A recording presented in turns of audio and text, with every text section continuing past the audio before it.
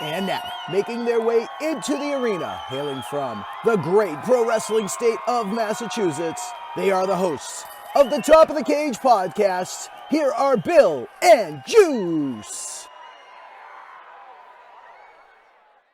And thank you again, Rich Palladino, the voice of New England, always making us sound so good. And yes, ladies and gentlemen, it is I am Bill, joined always by my tag team partner, my wrestling confidant. He is the future booking genius and the prince of pro wrestling podcasts. He is Justin Juice Cannon. Boom. Boom, baby. Juice, this week it is just you and I. We are doing a good old-fashioned classic episode of Top of the Cage this evening, and I think that the first thing we want to get to tonight is something that's interesting. It's a quick little topic, just something on the roadmap to the future of wrestling in the near future. So why don't you take it away? We'll talk a little bit about New Japan and Stardom. Yeah, actually, to be honest, before we do that, I just wanted to shoot the shit real quick. I just saw the movie Glass Onion you're probably, why am I bringing this up now? I can just do this off camera. Well, Batista's in it, so it's wrestling related, kind of, sort of, not really, but he's in it. I just want to say that's good. Go see it. It's gonna be free in like a month because it's gonna be on Netflix. Well, not free, but it's gonna be on Netflix. But I want to see it in theaters. First Knives Out is like one of my favorite movies in the past couple of years. I'm a big sucker for like mystery, like murder mystery movies, like Clue stuff, because Clue's like my all-time favorite board game, and like the first Clue movie is one of like my all-time favorites too. And you give me a murder mystery movie, I'm gonna watch it. Then you put Batista in it, I'm gonna double watch it. Yeah, watch that. Batista's characters. It's not the character I thought he was gonna be. It was pretty. Oh, this is a really unique character. But see that. All right. Sorry for getting off topic. I just wanted to say that. Glass Onion. What an interesting name. Yeah, Glass Onion and Knives Out Tale, because they're gonna make like a whole franchise around it on Netflix. I gotcha. Okay. Around the detective Daniel Craig's character, Benoit Blanc. And it'll probably be like a different collection of celebrities. Yeah. All right.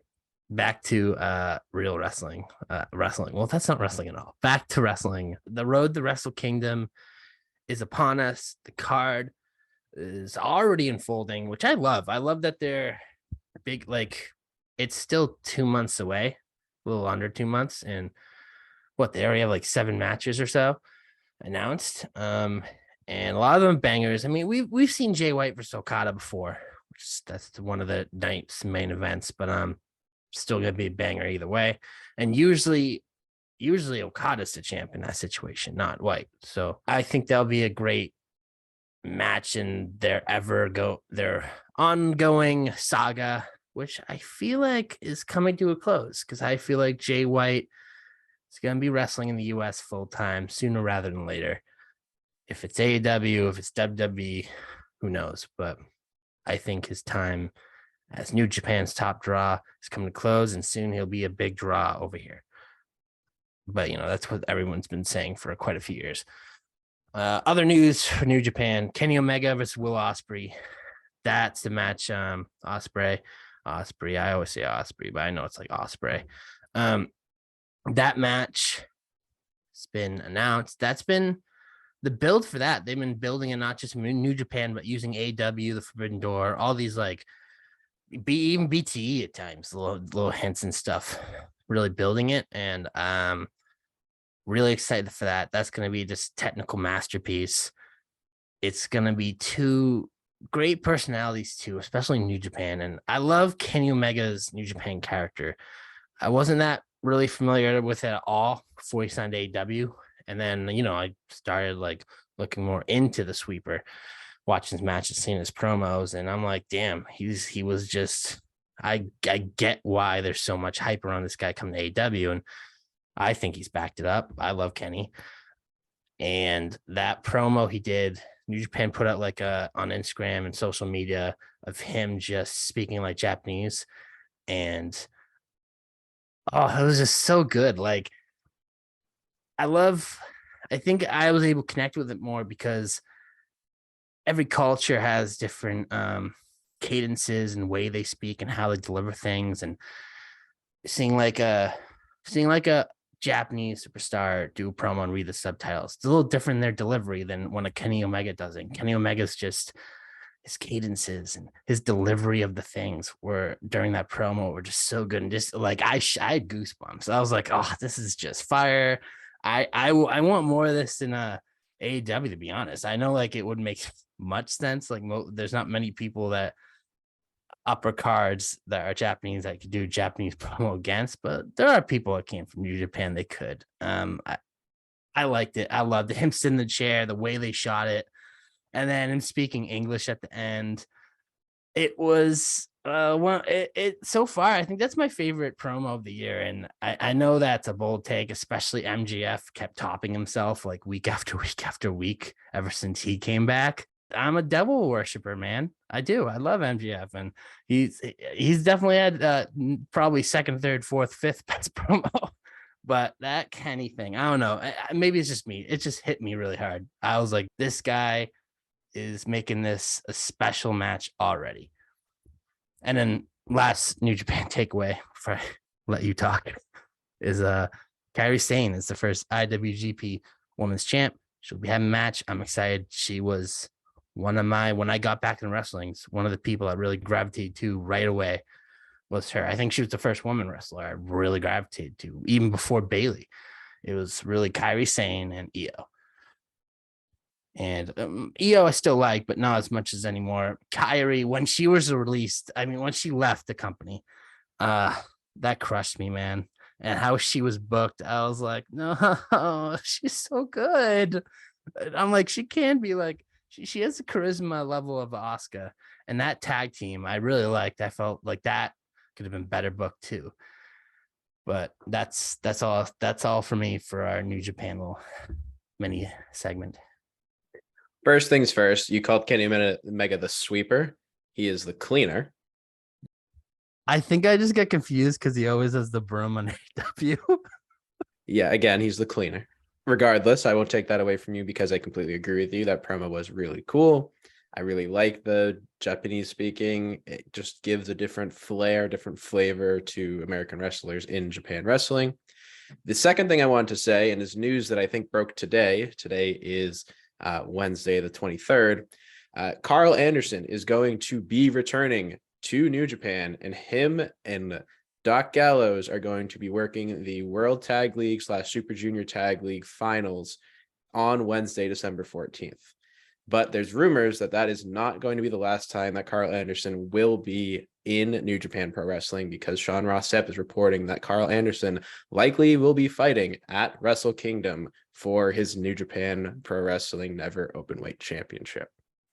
Now, I've been seeing a lot of people speculating that Tama is going to be the one that he's going to be facing and probably dropping it too. And I don't follow New Japan very heavily, but from what I've been seeing and reading, that makes sense. I don't know if you can attest to that at all.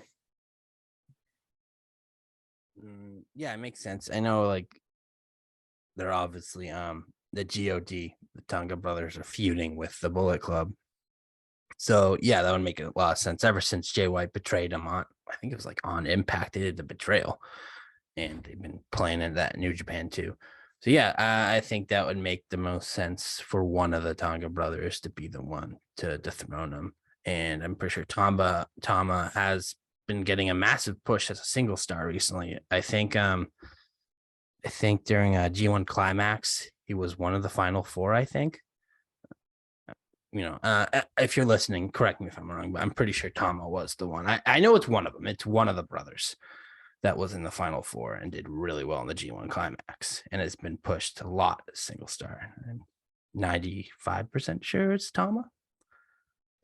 Well, regardless, if that is going to be true, that means that Wrestle Kingdom will have representation from AEW, WWE, Stardom, Ring of Honor, and New Japan Pro Wrestling. That is wild. Yeah, I mean, to be fair, they usually do have a Stardom showcase match since they own Stardom anyways. But I think it's just yeah, more talking about it being a forbidden door sort of scenario. yeah. I guess it could be considered Forbidden Door still in the sense that this is the first ever IWGP Women's Champion and not just Stardom Very in true. that sense. Very true. So yeah, I that was news that broke today. I like I said, I wasn't sure if you had heard that or not. I definitely want to make sure we brought it up since we were talking about it. And I think it's interesting, and hopefully Carl Anderson actually drops that championship because I think it's a little strange. Definitely a weird situation, but I'm sure it'll all get resolved in due time. I don't want him to because I kind of want like I kind of just want like a couple days after Wrestle Kingdom, he wins at Shucks World. People like, what's happening? What's happening? And like Triple H goes on like a media call and has a press conference, and then we see like the New Japan like ownership come through the door too, and they're like, yeah, we're gonna be collaborating at least for a little while concerning never open weight, and you'll see New Japan stars on WWE. I know that's probably not gonna happen. I I don't know. know. The rumor mill is saying that it's opening the door for AJ Styles to go back too, and we are seeing Shinsuke fighting Great Muta. So Yeah, I mean, I hope there is something brewing there because that's a collaboration. I'm not taking away from Forbidden Door and AEW and New Japan. That's been pretty great. And seeing my boy Ishii pop up all the time on AEW TV has made me very happy. But I really want a New Japan and WWE collaboration.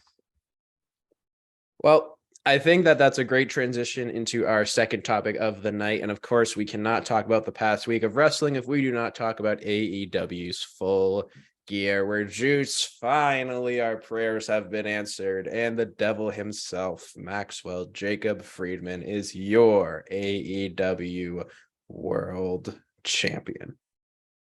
Great move. Loved it. The finish, I don't know if I like the finish, I'll be honest, mainly because I don't want to see the Blackpool Combat Club die so quickly. I do think they have a shelf life. My only concern is just what happens to Wheeler. Just because I think Wheeler's a great talent. And I feel like the Blackpool Combat Club has given him a lot of strength in terms of having numbers on his side and having great partners and great people on his side. And it also has given him, not want to say a crutch, but it's giving him some help on the promo side by having Regal and all those other guys be able to talk while he's involved in some sort of match or segment. So that's my only concern about that right now. I think Mox, Brian, and Claudio are all good to go on their own. I'm sure Mox is probably going to be taking off some time now because I know that there was rumors before the whole media scrum thing that Mox was scheduled to take time off, and then he took the reins as being the AEW World Champion because Mox is the fucking GOAT. But I hope that he enjoys his time off if he does choose to take it. And I am very happy to see MJF as our AEW World Champion. The match didn't hit me as I think I was like maybe I was expecting a little too much. I'm not the biggest Mox guy, but it was still a good match. The finish, I didn't hate it. I'm worried about Blackpool Combat Club as much as you are. With Mox going away, William Regal, the main mouthpiece, going to MJF side. It's just weird. And I don't know, it seems weird for MJF to like split from the firm just to go to William Regal. I would have liked to see Stokely being the manager of the world champ. But they wanted to make it seem like, oh, are they turning him babyface? They really want it because they knew that the crowd would be behind him. And I know a lot of people were insulting it and being like, it doesn't make sense. He's a heel. What are you going to do? I knew he was going to do something in the match, and I kind of liked the build. I think the only thing I didn't like about it was taking Stokely away from him. But you don't need two guys that are masters on the mouthpiece together.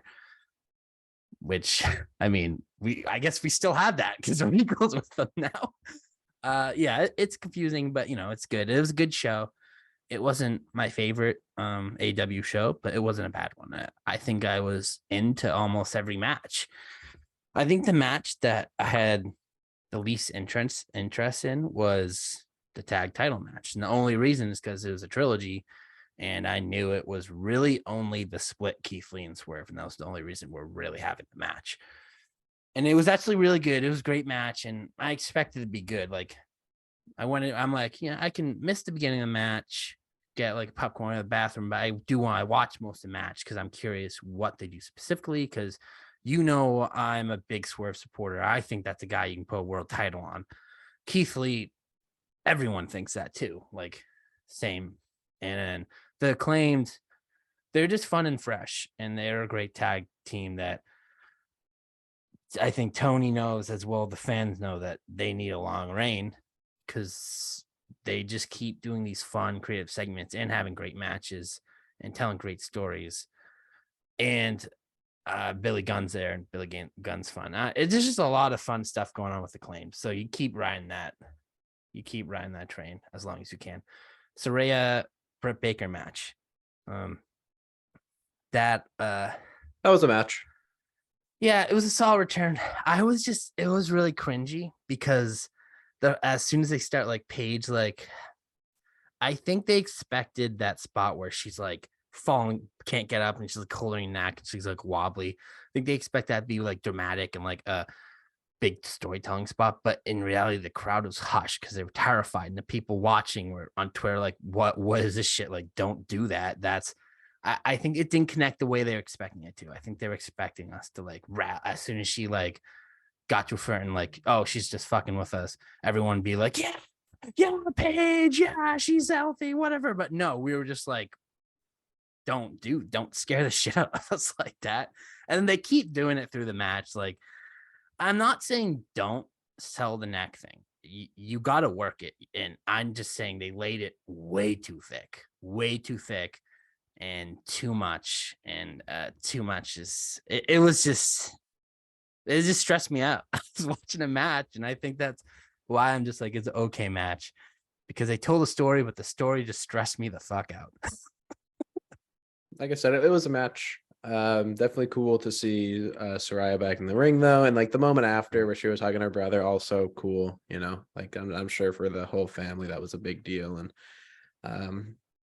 I think the story was good enough going into it, and the match told a good enough story. But I'm curious to see what happens now. And we can get into the women's title match where we now have a new women's champion as well. And I've been saying for a while, Juice, it's Jamie Hayter's time. And that time is now upon us. Yeah. Storm's reign was quick, but we all knew Hayter was probably gonna win. Well, not all of us, because I was on like there's this like Johnny Gargano Discord group, and they do like polls. And they showed like the result, people vote on it, and a lot of people vote on it. And it's like 60% of the people thought Tony Storm was gonna win. So I guess not. I thought it was pretty.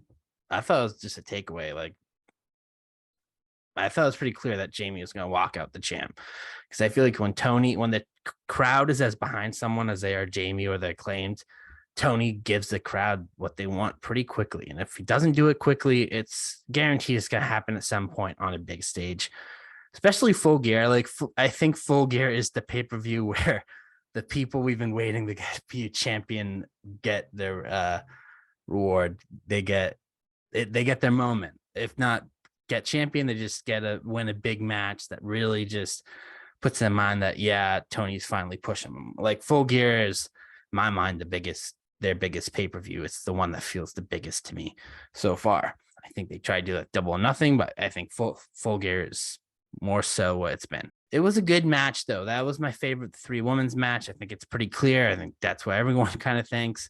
Jamie Hayter is a great wrestler.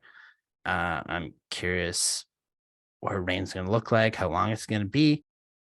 I mean, you know me, I'm not the biggest fan of the women's division AEW.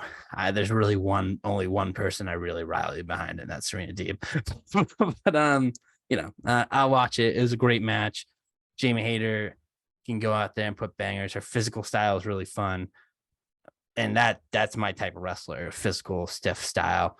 That British strong style really appeals to me a lot. So yeah, I'm on board for the matches and what we got in store for that. And I do eventually want her and Britt to have that match, and we know it's coming soon, eventually. Yep. And I guess we can transition that into the TBS championship match. Jade Cargill overcame Nyla Rose. again, another match. I think that was a pretty typical Jade Cargill match with Nyla Rose. I thought that was a good match, though. I've heard a lot of positive reaction in terms of how Jade was handled in that match. People were saying that might be her best match yet. I don't know how you feel about that, but I do and I don't. I think that's a match. I like Nyla Rose, and I think she definitely brought out more out of Jade than other people have. But there's just, I feel like it's a match that also exposed Jade for not fully understanding the business yet and really not being fully ready to be put in the spot. I like Jade. I took pictures of Jade. I like Jade. She's great personality, good charisma, really great athlete. I really like her finisher. But there's a video, I don't know if you've seen it, but when she was one of Nyla's signature moves, that like leg drop off the rope, like her opponent's like hanging off the rope, and she does that like leg drop on the neck. During that spot, Jade like just she like fixes her wedgie, so she's clearly not selling it, and then pretends to sell, and then she counters it something shortly after, and she clearly just takes a breath and just stands there. That's things like that. I know that's little and it sounds stupid, but and I know it can be exhausting, especially when you're versing someone that is bigger and like harder to suplex and stuff like that, like Nyla. And also her gear was very extravagant, and that's something anyone would get wedgie on. Like I didn't have issue with her fixing the wedgie. Like I would too, just not that spot. I would have waited until after she got hit with the drop or countered it, or like I would have waited until you're on the ground, or like right after you kick out of a pin, then do it. Just think about it a little more, because you're being observed, and people like, the Twitter trolls and the nerdy boys like me that need to point this out are going to point it out. So just be prepared. But yeah, I mean, the streak continues. I still like Jade. That's just one little thing, I think, and that's still not the only time that nuances and these little things and have gone away from her, and she's still learning. And yeah, that's just what I want to say about that match. And of course, all the nerdy Twitter boys are going to be looking at her butt the whole time too. So that's just an FYI. She knew, though. She definitely knew. Just kind of transitioning this. I don't know how the fuck I'm going to do it after that. But Sting and Darby Allin took on Jeff Jarrett and Jay Lethal. I'm going to be honest. I watched zero of this match, and I've heard zero of it. I watched it because I always want to see how Sting, the old man, is going to hurt himself. And not hurt himself, but like what crazy spot of him jumping off something and him just being perfectly fine is going to happen. Of course that happened. And then I get like a Bleacher Report update. I'm like, do I really need a Bleacher Report update about Sting jumping off the banister? I mean, the rail. It was an entertaining enough match. Like I thought it was towards the end of the card. It kind of actually, honestly, because I was starting to get really tired, not bored. I was just tired. It's a really long pay-per-view, a long day. And that actually kind of woke me up, because it's just fast paced. It's no DQ. I thought it was really well. I always critique Tony for his booking at times, like placement matches and certain decisions. But I actually like the placement of that toward the end. I think if you asked me that before the pay-per-view, I would have said no, that should be in the beginning. But like I said, it woke me up, because it was just a little action-packed. It wasn't an amazing match, no, but it was fast-paced. It was funny. It had a lot. It was a spot fest, and that's what it should be. And it was funny. It was entertaining. It did its job. It made me ready for the rest of the card. I am not looking at like the card. I'm just like reading off the card list, match list as we're going down, and like there's 10 matches on this card list. That's a lot. Like, considering Survivor Series this upcoming Saturday is only 5, and I know it's 2 War Games matches, so it's automatically 2 half-an-hour matches. But like, don't forget there are 2 matches on 0 hour, so they're really 3 12. actually. Oh yeah, 3. I forgot about one. So let's move into then the steel cage match between Jungle Boy Jack Perry and Luchasaurus. Jungle Boy Jack Perry coming out on top on this one. Again, honestly didn't watch this match. Haven't heard much about it. I don't even know who won. Well, Jungle Boy. I feel like that's definitely the obvious, but yeah, I didn't even know who won. That's funny. It was the opener. It was pretty good. It's a long storyline. I do like the long storylines, but I kind of just want Jungle Boy and Christian to get back at it. I know Christian's hurt, and Luchasaurus and Jungle Boy eventually had to have a, blow off match. It was, I think my complaint with it just shows that AEW, their talent, I think they don't use blood right. I remember back in the day, if Edge and Mick Foley are wrestling, or Triple H and Shawn Michaels, yeah, there'd be crimson masks. But with those crimson masks, do they usually come out 2.5 minutes into the match? No, they don't. It's later. It's a war, and then those develop. Jungle Boy opened up in 3 minutes into the match, and I'm like, okay, so you're made of paper? That's all that shows me. And also, that's a big critique of Mox, because Mox faces a jobber like Lee Moriarty who has won one match on TV, and he opens up in 3 minutes in that, and a TV match. I don't know, just their use of blood. I think that match, Jungle Boy and Luchasaurus, just reminded me of that. Not reminded me, just make me just laugh at that and just focus on that. And the actual action in the match, it wasn't a bad match. Like it was entertaining. It was a decent opener. It's just not like it's not that memorable. Like I can't really remember that many spots in it besides Jungle Boy leaking like a faucet 3 minutes into the match. One match that I hope that you have some memories of is the TNT Championship match, Wardlow, Samoa Joe, and Powerhouse Hobbs. And our boy Samoa Joe is a double champion within AEW.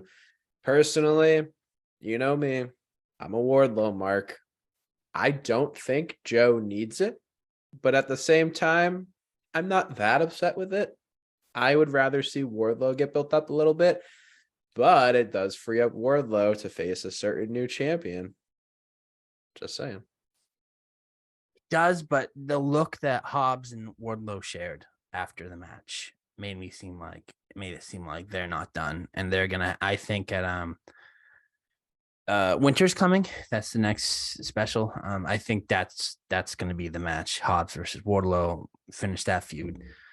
I was surprised that Joe was gonna win. I thought they were gonna put Hobbs over, and then at Winter coming, Hobbs would defend the belt against Wardlow, and then Wardlow would move on to the world title, or even the Ring of Honor world title for Samoa Joe. I actually thought that was more likely first, because maybe like they want MJF to keep a while and keep MJF and Wardlow away, but Wardlow still fights for a world title. No, TV title is what Joe has, but I thought Wardlow would go to Chris Jericho. It was a good match. I was really excited for it. I just wish it was longer. I think that was my complaint, because that was good. I was into it. There are three guys I really like. Wardlow, Hobbs, especially Joe. Joe's one of my all-time favorites. Joe's the man. I was surprised that he's double belt Joe, but I love it.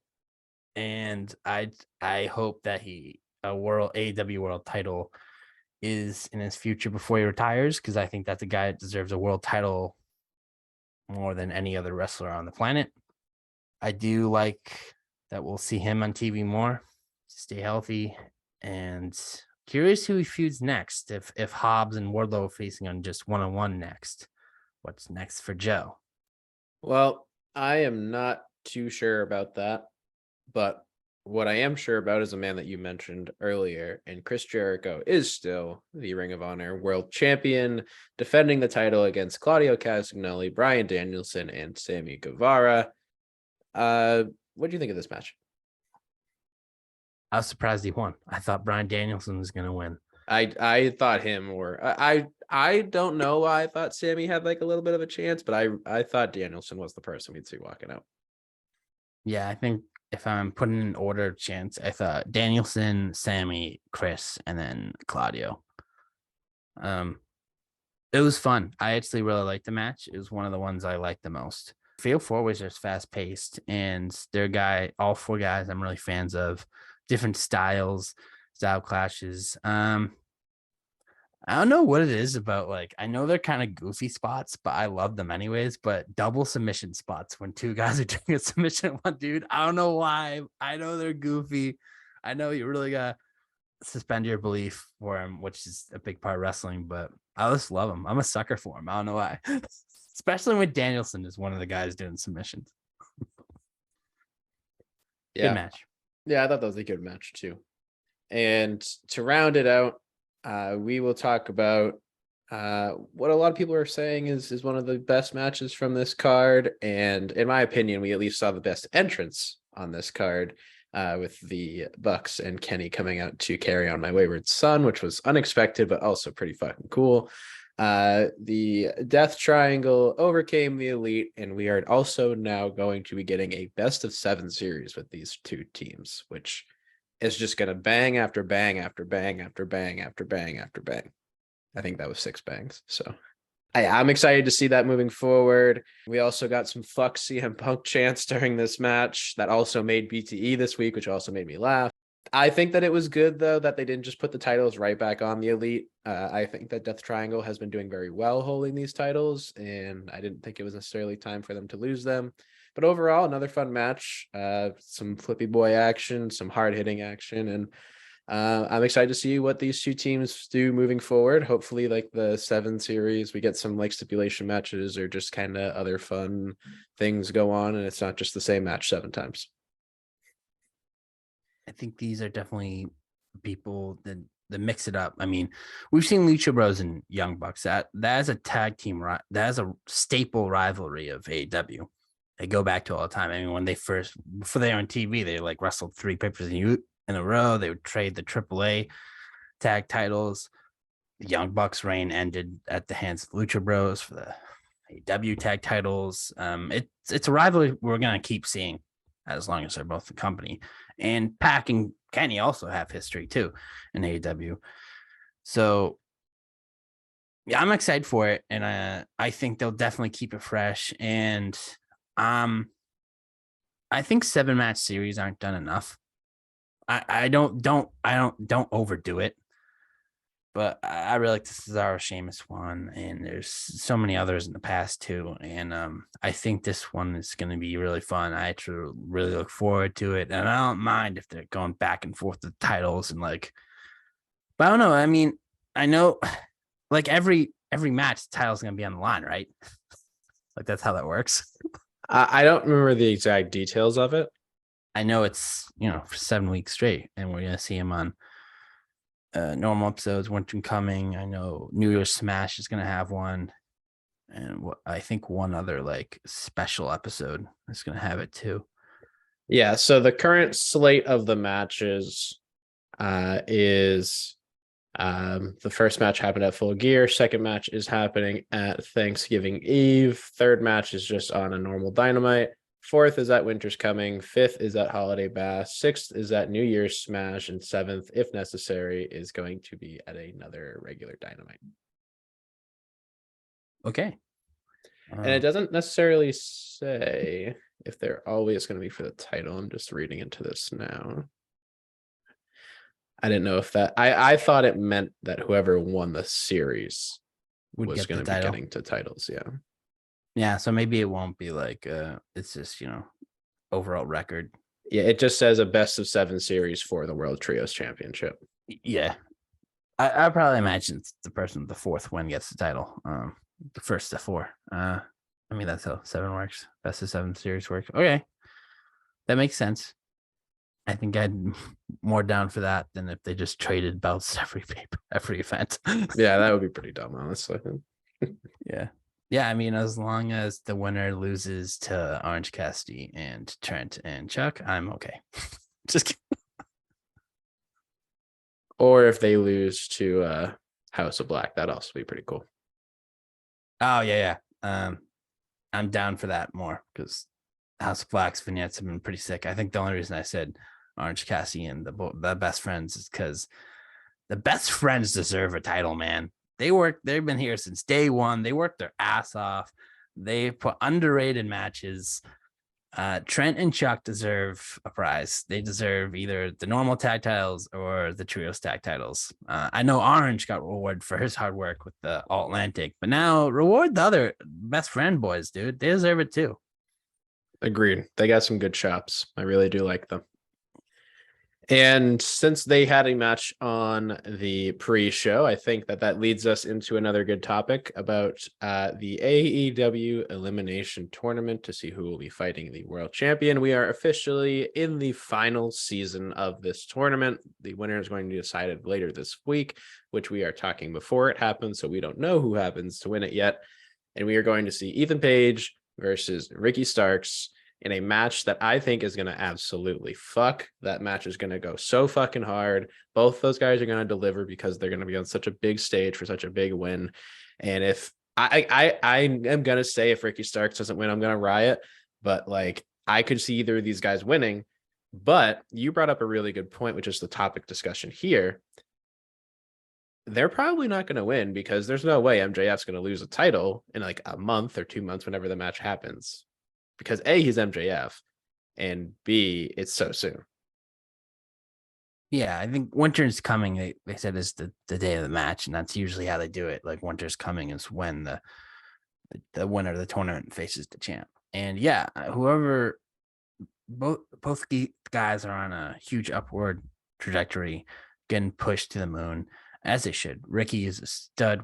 We talk him up all the time. Ethan Page, guy I've been corner for a while. I mean, when he debuted on Revolution, I remember I told you and our friend Kyle when we were watching it, I'm like, I'm so happy. This is huge. This is one of my favorite signings so far.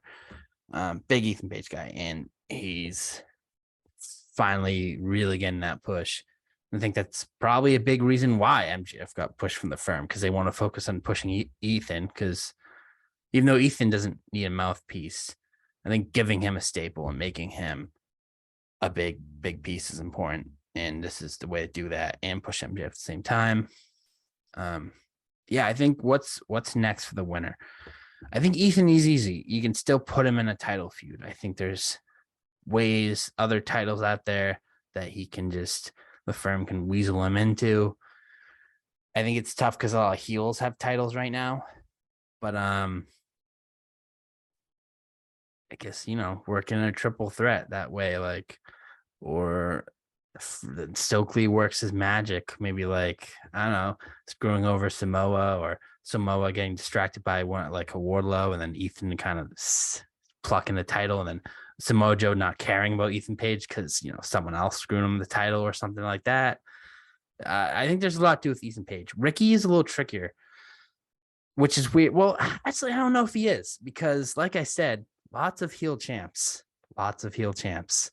And Ricky is, I think at this point, you can say he's the top babyface in the company, with Hangman not really being in the picture. Mox about to go off TV, or, that's reportedly the deal. Punk is gone, probably gone. Kenny is in the trios picture right now. So I say Ricky is that top babyface right now. So maybe really lengthen this feud with MJF out, maybe not just one match or two, or maybe like you make a trilogy and you think that Ricky's going to lose it because, well, MJF's not going to lose so quickly, but maybe you just, surprise everyone. Because I don't think, even though I think people will be split on MJF losing, I think because Ricky's really popular too. I think they're both guys I'd love to see world title with. I want MJF to have a long reign. I like MJF more. But if Ricky did beat him, I'd be annoyed. I wouldn't be mad, because Ricky, his promos in this tournament so far, and just the Hobbs feud, I'm like, this is how you be a babyface. This is how you do it. But I know babyfaces always get stalled when they get the title. So even though I'd be okay with him winning the title, I kind of want him to keep away with it and do feuds that aren't title based for a while, because I think that's a better way to build him as your babyface star. And then it gives you time to figure out how it would work if he has the title, because I think that's always the issue. That was the issue with Hangman. That's the issue with Mox. It's always the issue with any babyface champion in any company. Once they get it, what do you do next? And then, if you keep Starks away from the title for a little while, you don't have to worry about that. Yeah, I have no idea what's next for either of them, to be honest. And I think your booking decisions are kind of paths that either can take is really good. But to call Ricky like the top babyface in the company, it's so interesting because I feel like at the same time, he's still so like underrated, underutilized in a sense. I feel like the tournament is like helping him out a lot, but it's just so weird. Like, because you say it, like, who else is really like the babyface right now? Because like Danielson's kind of a tweener. Claudio, I guess, could be, but like I feel like I think he's underrated too. I think he's underutilized as well. Right. So it's just like, who is that person? Because I guess you got Wardlow too, but like Wardlow did just come off a championship loss, so he's probably going to go ham with somebody else. So yeah, I think that's pretty viable. All those are viable scenarios and options, but yeah, I think that I don't think either of these guys, whoever wins, gonna be the world champion, the AEW world champion, but I could see them going after something like a Ring of Honor title or even the TNT championship after this. Ricky versus Chris Jericho, man. That would be great. That not even just the match itself. Like the match itself would be pretty good. It would tell a pretty good story. I don't think it would be like a 5-star classic, but it'd be really good. I'm more interested in the build. I'm more interested in the promos. That's what I'm interested in that feud. And I think Ricky as Ring of Honor world champion would be cool. And that would be something I'd be more okay with, because I feel that's a world title that I don't really care if it stalls too much, since it's not really on TV that much. And like, I mean, well, it is, but it's not like it's not as big a surprise because they don't have a weekly Ring of Honor TV show. And it's more about just putting guys over, making guys seem important, that should, but they don't have the top prize, like a Jericho, keeping Jericho relevant and really elevating the Ring of Honor title before they, move it on. So yeah, I mean, like I said, I'd rather Ricky not be in the world title picture. I mean, after he loses MJF. If he loses MJF, who knows? Maybe he wins. He's not going to win, but maybe. And that brings us, Juice, to the last topic of the night. We haven't done one of these in a while, and it is a push job release, PJR. And I think that you have brought 3 names to the table tonight that are really interesting. So for those of you, again, since we haven't done one in a while, if you don't know what PJR is, we pick 3 guys. It is our version of the FMK game, where we choose one to go to the tippity top of our company. They're getting pushed. They're becoming a champion. They're doing everything. One is getting jobbed. And when we say job, we don't necessarily mean that they're just going to lose every match. We mean that they're just like mid-card. They don't really cross that threshold of being upper card. And release, that means that they are just not going to be within our company. We are wishing them farewell, and they are going to go find success in another company, assumedly, because especially with this one, all 3 guys deserve to be signed to rosters. So, Juice, why don't you present the candidates of tonight's PJR for us? Yeah, I did more comedy-based characters. Danhausen, R-Truth, Orange Cassidy. And I can actually just go with mine, because this is one I didn't actually have to think of too much. Push, R-Truth. I think R-Truth is one of the greatest comedy characters of all time. I think this guy also be serious. I mean, he's an NWA world champ. I remember even though it was short, his US title reign recently. I mean, a few years ago, but still like recent enough. It was like 3-4 years ago. I liked it. I remember they had the Fatal 4-Way. I think it was Ray, Samoa, and Andrade and R-Truth. And they had a couple of those. And they were really great matches. And R-Truth can go. And I know R-Truth has been more comedy-based and less serious matches because he's older and injury risk. I mean, his last serious match with Grayson Waller on NXT a few weeks ago, he got hurt. But he could still go, man. He can go. He's I think he's I think of these 3, I think he's a guy I consider a Hall of Famer, to be honest. And don't take away, he's a 54-time 24/7 champion. I won't. I mean, the 4711 I-95 South European TV champion. R-Truth is the man. He always just, every time he's on TV, he brings a smile. I instantly smile. I just start laughing just looking at him. He doesn't even have to talk. And then he talks. He just makes me laugh more, and I'm just dying laughing. But also, like I said, he can go. This guy is an athlete. This guy is a true entertainer, a true sports entertainer. I think it's an easy push for me that R-Truth the top. And you know how big I am on Danhausen. But for me, as much as I love Danhausen, R-Truth is a league of his own when it comes to that type of character. I Mount Rushmore of the comedy based characters, I think. Job. Who am I jobbing? This is tough because I do like all three of them. I like Danhausen and Orange Cassidy. I think I'm jobbing Danhausen. Why? I think Orange Cassidy is a better in-ring wrestler. Probably do more serious stuff with him. So why am I choosing Danhausen's job? Because I think as a booker, I think I can do more creative storylines with Danhausen than Orange Cassidy.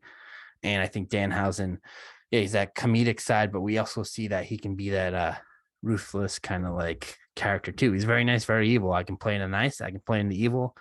I think I have more creative freedom. I think he's more unpredictable than Orange Cassidy. I think his character's got a little more range. And I think it's easy enough guy the job too, even when he's more ruthless. Release, I wouldn't feel bad about because Orange Cassidy's a unique character and a great wrestler. Anywhere he goes will succeed, so I wouldn't have to worry about it. And yeah, I think that was one of the easier ones I had to do, but I really want to present it because I just want to do more comedy-based characters because I like to laugh and they make me laugh. Yeah, I think that's a really fair and good PJR. I think it's funny. Like I love the funny characters. All three of these guys got chops, and I love every single one of them and love seeing them on my TV. In terms of the push, yeah, it's R-Truth. He is a man that has played so many characters, from the Little Jimmy stuff to his former work in NWA and all his other work earlier in the Attitude Era as K-Quick. Really just a phenomenal performer, phenomenal athlete. And for the fact that he's like in his 50s and he just looks better than like 90% of the roster, that's a sentiment to the man. And it's just tough too. It's tough to compare Orange Cassidy and Danhausen to him just because of the longevity Truth has had and how many moments and great classic things that he's done throughout his career, where like Orange Cassidy and Danhausen are just starting to like get that little peak, get those little moments in their career. So definitely one of those comparisons that's a little tough, but I still don't think that I wouldn't choose R-Truth here. Orange Cassidy, I think I'm going to job though. I think that I just really would appreciate his talents in the mid card. I just don't think the Orange Cassidy gimmick's ever going to be a world champion, like that's why I think that it's okay to job him here. I think his position that he's had in AEW is great, exactly where the character should be, and it's presented very well in AEW too. I think AEW, they should be commended for how they've handled the Orange Cassidy character. Again, he has the comedic chops. He doesn't say much. He is a phenomenal in-ring worker, though. I mean, that's one thing you can't take away from him. So that's why I feel like he can be that guy. I know typically, for me at least, I like to put the job people as like the doorway to the main event kind of guy. And I feel like Orange Cassidy, if he gets one of those guys like Ruthless or somebody that just really like pushes him to his edge, they get a nice competitive match out of him. They could get the W and they get moved over into the next upper echelon of my cards, of my talent here. And that means I'm releasing Danhausen. Danhausen just hasn't done that much, honestly. Like in terms of Orange Cassidy and R-Truth, like Danhausen has just been there for a cup of coffee at this point. It's tough for me to really be like, yeah, I think I'm gonna keep Danhausen in my company or even push Danhausen in my company, just because I wasn't very familiar with his indie character. I knew who he was. I knew he collected teeth. I knew that he was very nice, very evil, had good catchphrases, but and he's just funny, talks funny, all that stuff. And it seems like right now we actually might be seeing a rebuild of Danhausen, seeing maybe that we might get more of the evil side of his character. I know kind of social media clips and tips and things like that have been like hinting at that. So we'll see where the character goes. But I think I will leave him to go on to green pastures and, prove, hey, I am more worth than what you've known of me so far. So you should have signed me. Fair enough. If most of your exposure to Danhausen is AEW, which he hasn't done that much, it's fair enough to say that. I can't really blame you. I think it's from the short Ring of Honor work he had and just the indies. I always love him. And I think it's just really creative, even more creative than Orange Cassidy character, to be honest. But Orange Cassidy can't really debate that in-ring wise. It's better. In-ring, I mean, he just Forbidden Door. He gave match of the night with Will Ospreay, and it really painted me in the eyes that Orange Cassidy, even though the character itself, I agree, can't be a world champion character, I do think the man himself can. I think if he changed the character, because I think just the lazy guy getting the world champion and just really having a reign just doesn't make much sense. You can do it with the All-Atlantic or a mid-title, just not with the greatest prize in the business in your company. But that match proved to me, I mean, I knew like from his matches with Pac and other great men, Jericho, that this guy can go with the best. But that match with Will Ospreay proved that he can't just he doesn't just hold his own with the best. He can bring out the best out of some top guys. That match was a banger. A lot of people debate and say, oh, well, was it him bringing the best out of Ospreay or Ospreay? Because Ospreay's known for banger after banger. Like maybe it's more so Ospreay elevate him. I don't think so. I think it was both of them really elevate each other. I think they both had great, amazing spots that wouldn't have been done without. They wouldn't have been able to do without both guys, both those specific guys, not just Ospreay. So yeah, I think he proved to me that he's world champion caliber, just not the character. I think that's fair enough. And if you guys have an opinion on this PJR, please let us know on social media, where we would love to hear if you think we're correct, you would do something different, or whatever else you could possibly do. I thought those are the only two options. Or you can say that you'll release our truth, and then I'll tell you why you're wrong, and then everyone else in the world can tell you why you're wrong. And Juice, if people do that, what is the account that you're going to be telling them from? Yeah, on Twitter, capital T, capital O, capital T, capital C, underscore capital P, lowercase o, lowercase d. Instagram, TOTC underscore POD, all lowercase. Those are socials where you can tell me your wrong opinion of why you'd release our truth. I mean, if you release one of the other two, that's fine. I don't care. I mean, everyone has their opinion, but if your opinion is you release our truth, you're wrong. Yes, and as we come crashing down to the map on this episode of Top of the Cage, I want to thank you all so much for tuning in. And if you are listening to us on Apple or Spotify and you do not leave us a 5-star review, that means that specifically you, that person not leaving us that 5-star review, will not get 5-star content, and that is just a fact. And again, thank you all so much for tuning in, and we will catch you next time.